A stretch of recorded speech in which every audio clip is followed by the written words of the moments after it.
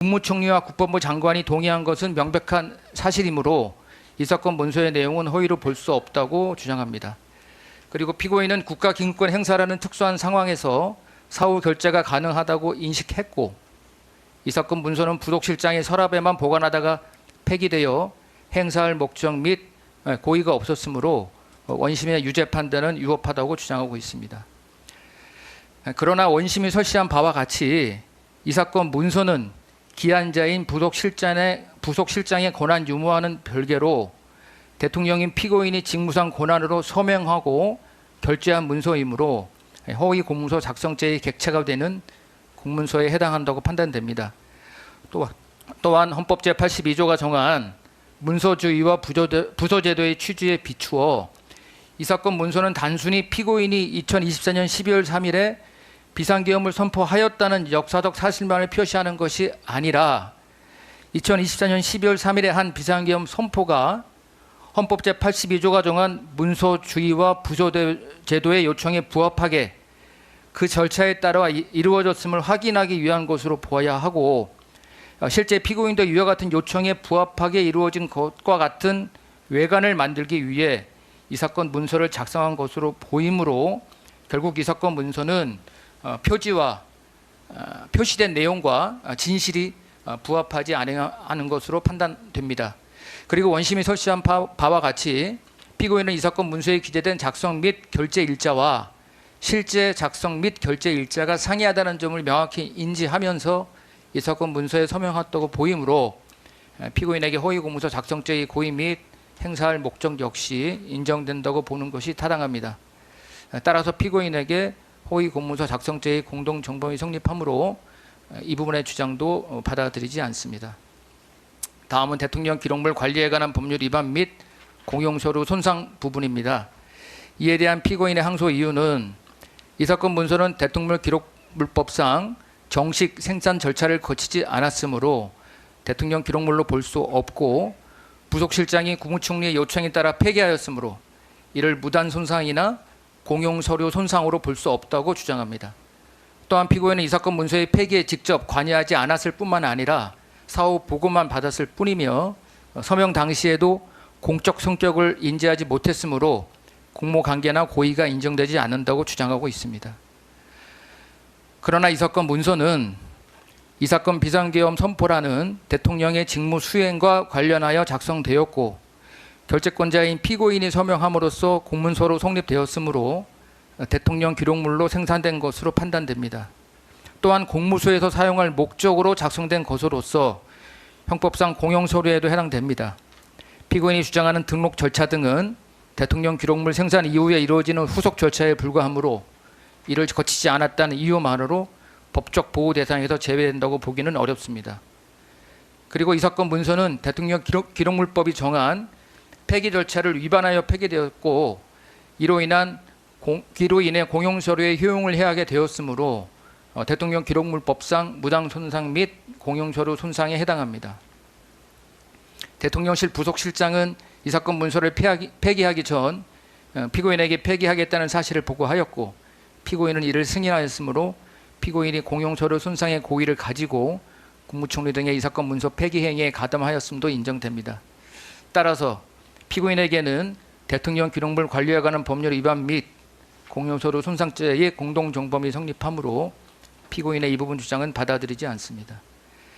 대통령 등의 경우에 관한 법률 위반 교사 관련해서는 피고인은 대통령 등의 경우에 관한 법률상 직권남용죄는 형법상 직권남용 권리 행사 방해죄와 마찬가지로 타인에게 의무 없는 일을 하게 하거나 권리 행사가 방해되는 결과가 발생해야 성립하는 결과범으로 보아야 하는데, 비화폰 통화 기록 등 정보를 수사기관이 확인할 수 없도록 하는 조치가 결과적으로 이루어지지 아니하여 어떠한 결과가 발생하였다고 볼 수 없으므로 대통령 공무법상 직권남용죄가 성립할 수 없다고 주장합니다. 또한 피고인이 경호처 차장에게 언급한 보완 조치는 다양한 의미로 해석될 수 있어 교사의 특정성을 결하였으므로 범죄 실행의 의사결정에 이르게 하는 정도의 교사 행위가 있었다고 볼 수 없다고 주장하고 있습니다. 그러나 대통령 경호법 제21조 제1항 제18조의 직권남용죄는 그 문헌상 형법상 직권남용 권리행사 방해죄와 달리 결과 발생을 요하지 아니한다고 보아야 하므로 설령 이 사건에서 경호처 차장의 지시에 따라 비화폰의 통화기록 등 정보를 수사기관이 확인할 수 없도록 하는 등의 결과가 발생하지 아니하였다 하더라도 피고인의 대통령 경호법상 직권남용 교사죄 성립에 아무런 영향이 없다고 보아야 합니다. 피고인은 경호처 차장에게 이 사건 비화폰에 관한 제3자의 접근을 차단하라는 내용의 지시를 하였는데 그 지시의 경위 등에 비추어 보면 접근을 차단할 제3자에는 수사기관도 포함되는 것으로 보입니다. 그렇다면 피고인은 경호처 차장에게 수사기관의 이 사건 비화폰에 대한 접근 차단을 지시하였고 경호처 차장은 직권을 남용하여 경호지원본부장에게 이 사건 비화폰의 통화기록 등 정보를 수사기관이 볼 수 없도록 지시하였으므로 피고인의 교사 행위와 경호처 차장의 직권 남용 행위가 인정됩니다. 따라서 피고인에게는 대통령 경호법 위반 교사죄가 성립하므로 피고인의 이 부분 주장은 이유 없습니다. 다음으로 1차 체포영장 등 집행조지 관련한 항소유예에 대해서 살펴보겠습니다. 먼저 1차 체포영장 등 발부의 위법성 관련입니다. 이와 관련한 피고인은 공수처는 체포영장 기재 범죄 사실인 직권남용 권리행사 방해죄나 내란죄에 대한 수사권이 없다고 주장하고 있습니다. 그 사유로 먼저 직권남용 권리행사 방해죄에 대해서는 헌법 제84조의 대통령에 대한 불소추 특권에 의하여 공수처는 이를 수사할 수 없다고 주장하고 있습니다. 또한 공수처는 공수처법에 따라 피고인의 내란 우두머리죄가 직권남용 권리행사 방해죄와 직접 관련성이 있고 피고인에 대한 직권남용 권리행사 방해죄 수사 과정에서 이를 인지한 경우에만 관련 범죄로서 수사할 수 있는데 직권남용 권리행사 방해죄와 내란 우두머리죄는 행위 태양이나 구성 요건 등에서 현격한 차이가 있으므로 직접 관련성이 인정되지 않으며 공수처는 처음부터 피고인의 내란 우두머리죄에 대한 수사를 개시하였으므로 수사 과정에서 인지할 것이라는 요건을 갖추었다고도 볼 수 없어 공수처가 피고인의 내란 우두머리죄에 대하여 수사할 권한이 없다고 주장하고 있습니다. 설령 내란죄가 직권남용 권리행사 방해죄의 관련 범죄에 해당한다 하더라도 공수처법 제27조에 따라 공수처는 피고인의 직권남용 권리행사 방해 혐의에 대하여 헌법 제84조의 불소추 특권을 근거로 공소권 없음 또는 시한부 기소 중지의 불기소 결정을 하거나 내란 우두머리죄와의 흡수관계를 근거로 죄가 안 됨의 불기소 결정을 해야 하고 관련 범죄인 피고인의 내란 우두머리죄에 대하여는 대검찰청에 이첩해야 하므로 공수처는 피고인의 직권남용 권리행사 방해죄는 물론 내란 우두머리죄에 대하여도 수사할 수 없다고 주장하고 있습니다. 다음으로 공수처법 제31조 등에 의하면 이 사건 체포영장 등의 관할 법원은 서울중앙지방법원으로 보아야 하므로 관할권이 없는 서울 서부지방법원이 발부한 이 사건 체포영장 등은 위법하다고 주장합니다. 그리고 피고인에게 내란 우두머리죄를 범하였다고 의심할 만한 상당한 이유가 존재하지 않고 출석 불응, 도주, 증거인멸의 우려가 있다고 볼 수도 없으므로 1차 체포영장 등은 발부에 필요한 실질적 요건이 갖추어지지 않았다고 주장하고 있습니다. 또한 수사영장의 수색할 장소는 집원, 건물명, 호수 등으로 구체적으로 특정되어야 하는데 대통령 관저는 복수의 집원으로 구성되어 있음에도 이 사건 수색영장에는 수색할 장소가 특정 집원으로만 기재되어 있어 위법하다는 주장도 하고 있습니다. 이에 대한 법원의 판단을 말씀드리겠습니다. 첫 번째로 공수처의 수사권 관련 주장에 대한 판단입니다. 헌법 제84조의 대통령 불소추 특권은 그 문헌적 의미 등에 비추어 공소 제기를 금지할 뿐 수사 자체를 금지하는 것으로 볼 수 없습니다. 따라서 공수처는 피고인의 직권남용 권리행사 방해죄에 대한 수사를 할 수 있습니다. 그리고 피고인의 직권남용 권리행사 방해죄의 의무 없는 일의 내용은 그 자체가 내란 우두머리죄의 폭동의 실행 행위에 해당하므로 사실관계의 상당 부분이 중첩되고 그에 따라 필연적으로 대부분의 증거 역시 중첩될 수밖에 없으므로 직접 관련성이 있는 죄에 해당한다고 보아야 합니다. 또한 공수처는 2024년 12월 5일자로 피고인의 직권남용 권리행사 방해, 내란 우두머리 혐의에 대한 고발장을 수리하며 두 죄에 대한 수사를 개시하였는데 공수처법 제2조 제4학 라목의 고위공직자 범죄 수사 과정에서 인지의 의미가 반드시 시간적으로 고위공직자 범죄에 대한 수사가 선행되고 그 수사 과정에서 다른 범죄가 추가로 인지될 것을 요하는 것으로 해석할 수는 없고, 이 사건과 같이 고위공직자 범죄와 다른 범죄에 대한 인지가 동시에 이루어진 경우에도 고위공직자 범죄 수사 과정에서 인지한 다른 범죄에 해당한다고 봄이 타당합니다. 또한 인지는 실질적인 개념으로 보아야 하므로 범죄 인지서나 공직범죄 사건부 등의 기재가 있어야만 인정된다고 볼 수 없습니다.